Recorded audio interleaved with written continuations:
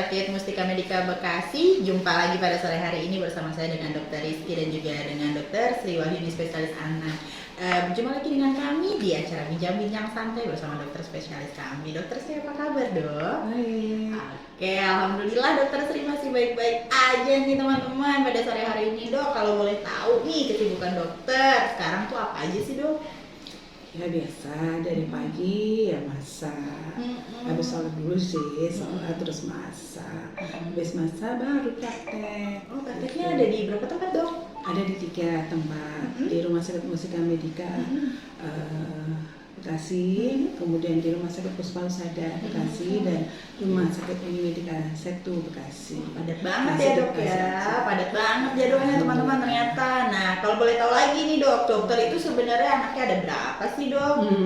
Alhamdulillah sebetulnya putraku itu, putra putri ya, ada 4. Yang satu meninggal saat kita lahiran ya, anak saya yang terakhir itu kembar. Oh, kembar. Jadi sebenarnya ada cewek, cowok, cewek. Nah, cewek yang terakhir tuh yang kembar. Oh, seru banget. Ya, cuman dia yang terakhir itu yang kembar tadi saya sebenarnya masih 28 minggu, akhirnya diterminasi. Oh, terminasi. Yang satu sih alhamdulillah hidup. Ya. Ya. Terminasi itu di ini ya, Dok ya, kayak semacam diakhiri kehamilannya. ya. Jadi kalau teman-teman bingung apa sih terminasi, terminasi itu harus diakhiri, teman-teman. Dok, kalau cucu udah berapa nih, Dok? Alhamdulillah ada 2. Ada 2. Itu umurnya masih kecil-kecil? Yang satu 4 tahun, yang satu 2 tahun. 2 tahun. Nah, ini karena dokter Sri punya cucu 2 dengan usia 4 tahun dan 2 tahun, kita mau tanya nih yang lagi viral sekarang, Dok. Penyakit yang lagi viral nih, Dok. Gangguan atau gagal ginjal akut misterius nih, Dok. Langsung aja nih kita bahas satu persatu. Nah, Dok, kalau misalnya yang saya dengar nih, kalau gangguan ginjal itu ada yang bilang katanya, oh ini nih dari pola hidup yang nggak benar gitu. Kalau menurut dokter Sri gimana ya, Dok ya? Maksudnya yang gagal ginjal misterius tadi, Iya, yang betul. pola hidup. Oke. Kalau gagal ginjal itu banyak penyebabnya. Satu bisa genetik, yang atau bawaan. Yang kedua bisa karena infeksi, dari infeksi bakteri seperti Streptococcus, Pseudomonas, infeksi bakteri yang lain, Leptospirosis juga bisa. Kemudian virus juga bisa, adenovirus yang diduga ya. Kemudian bisa juga karena intoksikasi. Intoksikasi artinya keracunan dari zat atau obat yang dikandung yang diminum sama pasien. Oh gitu, ya benar. Berarti kalau misalnya dari definisi sendiri nih, Dok, dia tuh sama nggak sih definisinya sama si gangguan ginjal akut yang biasa, Dok? Karena kan ini ada embel-embel nih belakangnya, misterius gitu, Dok. Sama nggak kira-kira, Dok? Sebetulnya kan dibilang misterius di negara kita ini karena tiba-tiba yang kita sudah begitu lama tidak pernah ada anak-anak dapat infeksi gagal ginjal itu sangat-sangat jarang ya. Saya dari mulai lulus 2003 dari UI itu sampai sekarang paling 1-2 ya yang memang ada gagal ginjal itu. Nah ternyata 325 yang terakhir ya saya baca kemarin itu anak-anak di Indonesia yang dari 8 bulan paling rendah sampai 18 tahun itu 325 yang terkena gagal ginjal. Nah, 1-5 yang agak berat, jadi kurang lebih 54% yang agak berisiko dan sudah dihemodialisasi, dicuci darah. Jadi agak menyeramkan kan. Nah, penyebabnya pun sampai saat ini dari Menkes masih diteliti. Ya, mungkin 2 minggu lagi ada berita, ada pengumuman dari Menkes. Awalnya sih diisukan bahwa penyebabnya yaitu karena dietil alkohol atau etil alkohol yang terkandung dalam sirup larutan dari paracetamol, bisa juga dari larutan obat batuk pilek atau obat panas yang drop ya. Mungkin dari audiens untuk sore ceria ini mungkin udah tahu ada 7 atau 8 obat ya, 7 obat ya kalau nggak salah yang sudah diumumkan, yaitu satu ya untuk obat batuk pilek, yang kemudian ada ya yang sirup, kemudian paracetamol sirup dari unit drop ya dari juga tadi. Yang berikutnya ada paracetamol. Yang paracetamol sirup, baik sirup maupun yang drop. Kemudian terakhir itu kan banyak banget ya istilahnya paracetamol yang biasa dikonsumsi sama ibu-ibu yang belinya di toko obat atau mungkin dapat dari klinik-klinik. Iya, betul. Jadi mungkin ya intinya sih waspada ya. Oh, baik. Berarti dari 325 kasus yang tadi dokter Sri udah bilang itu rentang usianya tuh biasanya terkena dari 1 sampai 5 tahun ya, Dok ya? Dari yang didata itu 8 bulan sampai 18 tahun bisa kena. Oh, tapi paling yang banyak tertinggi ya 1 sampai 5 tahun. Gitu. Berarti agak susah ya, Dok, kalau misalnya saya nih punya anak 1 tahun tiba-tiba panas terus banyak tuh paracetamol sirup nggak boleh. Kira-kira saya harus pakai apa nih, Dok? Iya.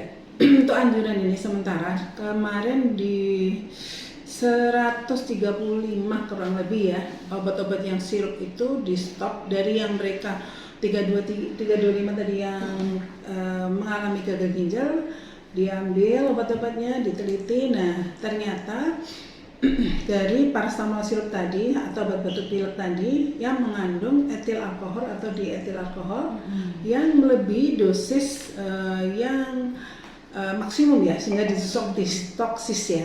Jadi kemarin itu saya kurang hafal itunya, yang jelas misal dosis toksisnya itu X, yang di kandungan sirup tadi itu 100X. Nah bisa dibayangkan pasti bisa terjadi gagal ginjal tadi. Nah padahal kadang-kadang ibu kan bingung juga tuh kalau anda kata ada panas nih, ada panas kalau continue 24 jam.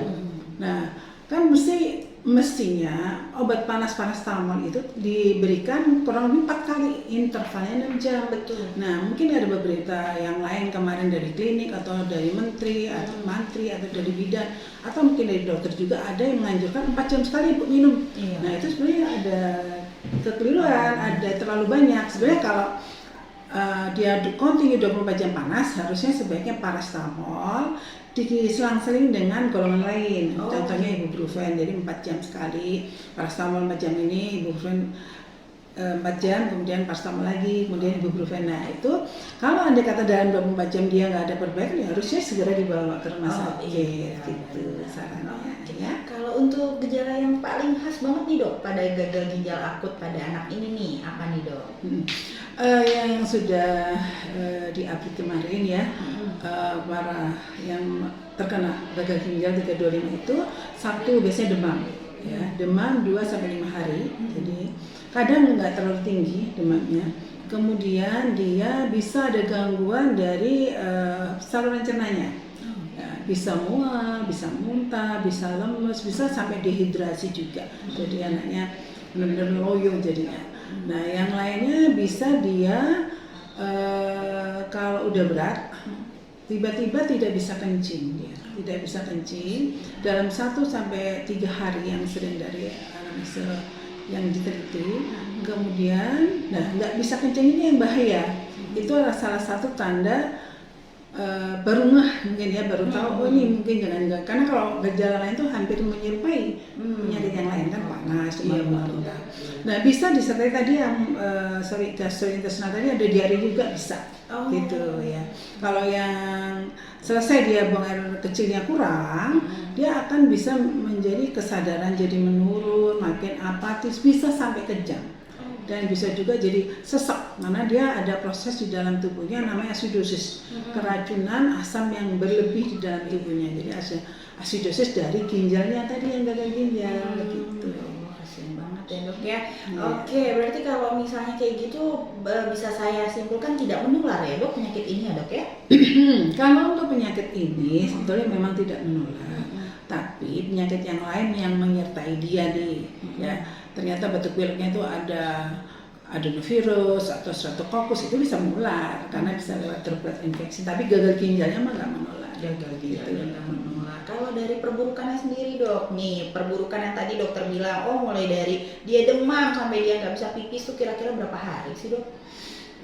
Bervariasi ya, Dok ya. Yang sementara ini ada dalam 1 sampai 3 hari ya, 2 sampai 3 hari itu bisa langsung perburukan. Jadi untuk ibu-ibu yang ada di rumah, pemirsa yang mengikuti acara sore-sore ceria dari Rumah Sakit Mustika Medika hari ini, mesti waspada. Syukur-syukur bisa ngikutin hari ini, bisa ada tambahan ilmu. Jadi 2-3 hari ini kalau ada demam, mungkin kalau ada demam 1 hari, terus sudah nampak anaknya loyo, lemes, nggak mau makan. Nah, yang perlu dipantau kencingnya. Kencingnya bagaimana? Kencingnya itu kalau mau mantau harusnya dihitung dia, misalnya ya, dia nggak boleh kurang dari 1 cc per kilogram berat badan dalam per jamnya. Jadi misalnya di Pampers ya, mungkin ya terpaksa kalau ditimbang sebetulnya itu yang Pampersnya ditimbang misal ada 100 gram. Nah itu dikonversikan jadi 100 cc. Nah misal adiknya 10 kilo, terus kencingnya 2 kali jadi 200 cc. Jadi 200 cc dibagi 24 jam dibagi berat badannya 10 kilo. Nah, berarti berapa? 200 per 240 ya. Nah, berarti itu berapa misal? Nggak boleh kurang dari 0,8. Nah, kalau berlebih itu nggak boleh lebih juga dari 5 cc. Gitu per kilogram berat badan dalam per jam. Kalau dihitung namanya diurosis itu namanya. Bisa nggak sih dok kalau kita ngitungnya tuh yang diminum sama yang dikeluarin sama, misalnya gitu kan? Kalau ibu-ibu aduh males ya nih rumusnya terlalu ini banget nih gitu, misalnya boleh nggak dok kita minumnya 600 cc dari Aqua terus yang dikeluarin ditampung gitu misalnya sama ibunya itu sama kalau, gitu. Oke. Ya itu kalau dia memang sampai terjadi gagal ginjal, apa yang diminum memang dibatasi, nggak boleh terlalu banyak, nggak boleh terlalu sedikit juga. Jadi misal ternyata kencingnya yang adik tadi gagal ginjal 500 cc itu minumnya kurang lebih maksimal 500 cc gitu. Cuman kalau adik yang nggak ada gagal ginjal nih masih tanda tanya, kalau saran dari saya kalau dia lagi dehidrasi ya minum sebanyak-banyaknya supaya dia nggak dehidrasi. Jadi misal nih tadi anak saya muntah dok 2 kali, berapa banyak? Setengah gelas misalnya, setengah gelas kan 100 cc. Terus tadi dia pop juga ada diare dok, banyak. Lagi lebih berapa bu 1 gelas gitu kan? Nah itu dijumlahkan. Misal ternyata tadi BAB-nya 3 kali, berarti berapa tadi? 3 kali 200, berarti 600. Muntahnya 2 kali 100, berarti 800 ya. Betul. Nah itu kan harusnya segera bisa masuk lewat oral dengan bisa pakai larutan garam gula ya, bisa pakai larutan buat sendiri boleh, pakai larutan yang lain boleh. Iya betul. Oke dok, terus kalau misalnya nih dok udah ada nih dari 325 kasus yang tadi, itu kan sudah ada berapa kasus tadi 54% ya dok yang sudah cuci darah ya dok ya. Nah terus dia dinyatakan sembuh sama dokternya, dia pulang nih. Terus kalau untuk daya tahan tubuh si anak-anaknya sudah kena gangguan ginjal akut ini gimana dok? Apakah dia akan tetap sama karena sudah cuci darah atau tidak? Biasanya kalau memang ini kan penelitian masih berlangsung ya. Betul. Sampai 2 minggu ke depan ya. Kalau memang itu karena ada infeksi yang diduga infeksi adenovirus atau mungkin karena COVID terjadi MERS ya. Nah ini pasti ada gangguan di imunitasnya. Ya, jadi untuk ibu-ibu atau pemirsa dari Rumah Sakit Medika tetap waspada, tetap hati-hati dan tetap harus membackup nih dari segi makannya, minum susunya harus teratur sesuai porsinya, sesuai jumlah kalori yang diperlukan. Kemudian harus istirahat, jangan lupa, kadang-kadang kelupaan ya, apalagi kalau sudah mulai SD gitu ya, yang les ini les itu ya. Kalau menurut saya sih benar-benar dirapikan dulu kesehatannya, karena kalau memang ini les belakangan deh, bukan kita mendidiknya nggak benar ya, supaya sehat dulu. Misalnya dalam 2 minggu setelah sakit tadi benar-benar dia sehat, benar-benar dia fit, biar dia tumbuh imunitasnya kembali, barulah melakukan aktivitas seperti biasa. Gitu. Berarti perlu nggak dok ya kira-kira screening fungsi ginjal nih buat anak-anak yang sudah pernah kena gangguan ginjal akut ini, kita perlu screening lagi nggak kira-kira? Pasti. 3 bulan sekali kah? Enggak, biasanya gini, kalau dia habis sakit akut nih sekarang, kemudian habis itu dihemodialisa. Habis hemodialisa bukan terus hal yang biasa, itu punya side effect juga. Bisa ke ginjalnya, bisa ke jantungnya, bisa ke sistem sirkulasinya, bisa HB-nya turun juga. Nah itu harus dicek, paling tidak dicek darah lengkapnya, iya, cek elektrolitnya juga, fungsi ginjalnya juga diperiksa. Itu setelah berapa lama dok setelah hemodialisa? Biasanya kalau habis pulang dari rumah sakit itu 1 minggu dulu. 1 minggu stabil, kita lihat 2 minggu. 2 minggu stabil, kita lihat 1 bulan. Bagaimana? Gitu. Berarti tetap ada proses ya dok ya. Oke. Kalau untuk pesan-pesan khusus nih dok, buat ibu-ibu nih yang pada kekeh banget kalau misalnya enggak kok anak saya nggak kena gangguan ginjal akut, soalnya nggak ada tuh ciri-cirinya, terus masih pakai sirup-sirup yang ada di rumah dok. Sayang udah beli nggak diminum, sayang orang nggak ada kok tanda-tanda gangguan ginjal akut tuh, kita harus apa nih dok? Iya, tetap ya kita kan sesuai dari IDAI dan dari Menkes ya. Kalau diminta jangan pakai sirup-sirup dulu, ada kata masih kekeh seperti itu, ya mungkin dari pihak pemerintah sama pihak dokternya nih nggak bisa kita disalahkan ya. Jadi ya sudah tanggung jawab ibu sendiri, jangan nanti nyalain pemerintah. Padahal minum-minum sendiri, padahal kan sudah istilahnya dari berikan saran ya oleh Menkes dan IDAI kalau jangan minum dulu sampai ditunggu pengumuman lebih lanjut ya, benar-benar pengumuman resmi ya, jangan sampai ada berita hoax masuk. Iya gitu. Karena ada kejadian kemarin, ada satu dari, mohon maaf bisa pasal nyebut nama pabriknya ya, ada paracetamol itu.